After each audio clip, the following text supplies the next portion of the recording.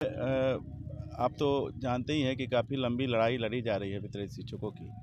और सरकार ने एक कमेटी बनाई चुनाव के पहले, और अभी जाके इस सत्र में सरकार ने घोषणा किया कि हम उसकी बैठक करेंगे। सवाल है कि बैठक करेंगे, कमेटी बनाएंगे, ये सरकार का अपना प्रोसीजर है, अपना काम करती है। जो दिन दिन रात जो वित्तरहित कर्मी इंतजार कर रहे हैं अपने वेतन का, आखिर उनका क्या होगा? आप बैठक कीजिए, क्या करना है नहीं करना है कीजिए, लेकिन समस्या का समाधान तो होना चाहिए ना, कोई तो टाइम बाउंड होना चाहिए। आपने एक कमेटी बना दिया है, उसमें अपने मदरसा को, संस्कृत विद्यालय को, वित्त रहित को, अनुदानित को, सबको जोड़ रखा है। एनीवे, आप सबको एक साथ क्लब करके अगर कोई बैठक करना चाहते हैं तो उसका फाइंडिंग आप कैसे निकालेंगे? आखिर अनुदान का जो विषमतापूर्ण अनुदान नीति है, सरकार को भी पता है कि हमारा ये नीति फेल्योर हो चुका है, तो फिर आखिर इसके लिए आपने क्या मंशा पाल रखा है? हम इसीलिए विधानसभा अध्यक्ष से भी मिले थे और विधानसभा में भी बातें उठ रही हैं, और उसी परिप्रेक्ष्य में हम लोग विधानसभा में आए हैं और फॉलोअप ले रहे हैं कि आखिर सरकार की मंशा क्या है। देखिए, शिक्षा विभाग राज्य सरकार के लिए एक बहुत बड़ा विभाग है, और मैं समझता हूं कि शिक्षा विभाग का एकमात्र जो सबसे वाइटल इशू है वो बिहार की वित्त रहित शिक्षा नीति है। जब तक इस नीति का समाधान नहीं होता है तो शिक्षा विभाग भले जितना मुगालते में रहे, तब तक बिहार के माथे पर जो कलंक लगा हुआ है ख़त्म नहीं हो सकता है। शिक्षा मंत्री ने जवाब दिया और कल होकर उन्होंने कहा कि हम बैठक करेंगे, 1 सप्ताह का समय दिया। तो ये सप्ताह तो अब ख़त्म होने पर है, 2 दिन के बाद ये सप्ताह ख़त्म होगा, तो आखिर बैठक कब होगी? सरकार सदन में, उस सदन में अपने किए हुए वादों को अगर पूरा नहीं करेगी तो फिर खाली सदन का मतलब क्या है? इस सदन का मतलब क्या है? हम लोग इंतज़ार कर रहे हैं कि सरकार जो है जल्द से जल्द इस पर निर्णय ले, और अगर सरकार इसको आगे टालने की कोशिश करेगी तो हम लोग फिर से एक ऐसा आंदोलन खड़ा करेंगे, और इस तरह का माहौल बनेगा कि सरकार के माथे पर भी जो है, बिहार के माथे पर जो कलंक है वो सरकार के चेहरे पे कलंक साबित होगा और सरकार शर्मसार होगी।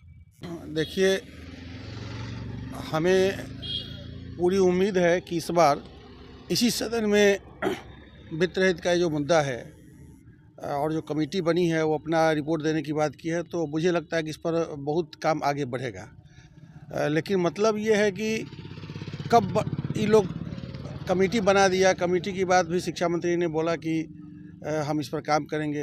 इसी परिप्रेक्ष्य में हम लोग माननीय विधानसभा अध्यक्ष आदरणीय प्रेम कुमार जी से भी हम लोग मिले थे, और उन्होंने इसका विश्वास दिलाया था कि इस पर हम लोग काम करेंगे, और विधानसभा में भी बात उठी है। सबसे बड़ी बात यह है कि ये सदन को पूरा बिहार देख रहा है, और पूरा बिहार इसी के आधार पर सदन की गरिमा और सदन के में जो लोग हैं उनकी गरिमा पर बातचीत करता है। हम लोग भी इसको समझ रहे हैं, लेकिन 40 साल से जो कलंक बिहार के शिक्षा या जो शिक्षा नीति है वो माथे पर लगा हुआ है, इसको धोने की बात हो रही है। तो कलंक को आप धोने में इतना देर कर रहे हैं, इससे हम लोग को छटपटाहट हो रही है। ख़ासतौर पर बिहार में जो लोग काम कर रहे हैं 40 साल से, 20 साल से, 30 साल से, वो ऐसे ही व्याकुल हैं। बहुत लोग रिटायर कर रहे हैं, बहुत लोग मर रहे हैं, तो इनको एक स्पष्ट नीति अब लानी चाहिए, क्योंकि हम लोग बिहार के ही हैं, इनके ही हैं, और हम लोग हर चीज़ में बढ़ चढ़ के हिस्सा लिए हैं।